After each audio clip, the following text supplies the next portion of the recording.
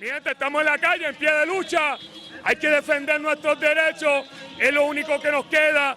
Nos van a enviar a la indigencia, bien, a la pobreza cuando nos retiremos, y eso es lo que estamos peleando. Lucha sí, entrega no.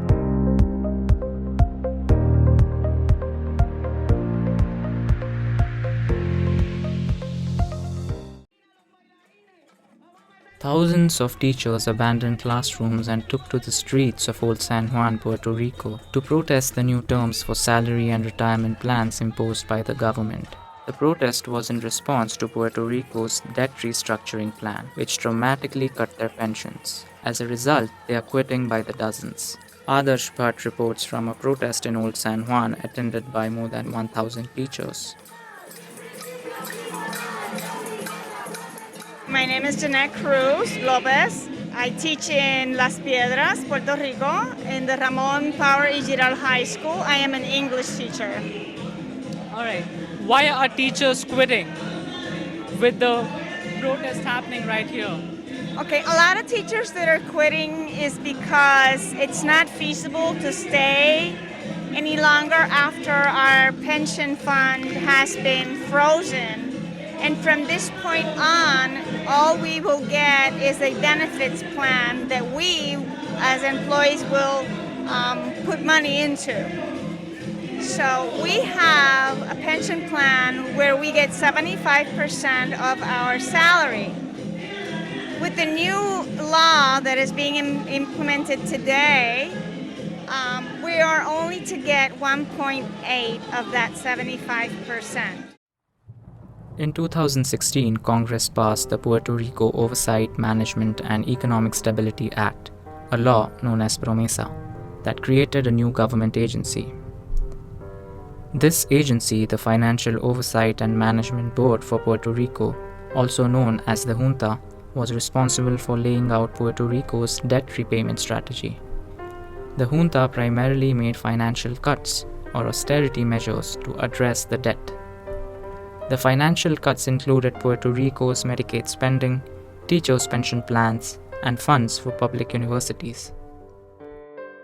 In Puerto Rico, the base pay for public school teachers is $1,750 a month, a figure that has not increased in 13 years.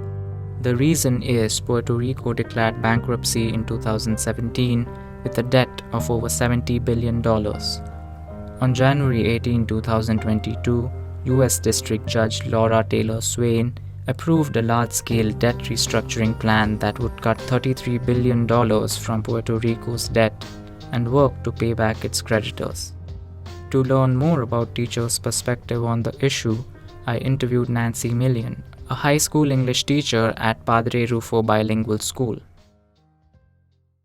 Why is this protest important to you as a teacher, and how is it important for the future of Puerto Rico?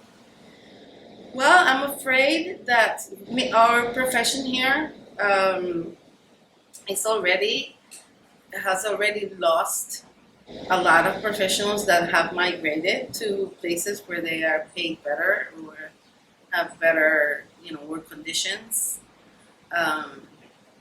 There are less and less people going to the university to study education. That is alarming because in the future we're not going to have teachers. There are going to be, there are less and less people going to school to study education. So that is a problem. And if you keep making the living conditions of teachers, the salaries they get, the pensions that they're promised, less and less, and there is no hope for a dignified old age, it will be really hard to recruit people to do these jobs. So that's my main concern. These protests and interviews have highlighted the fact that recent cuts in teachers' salaries and pension funds have not only jeopardized the education system in Puerto Rico, but also the future of Puerto Rico. Reporting for Northeastern University from San Juan, I am Adarsh Bhatt.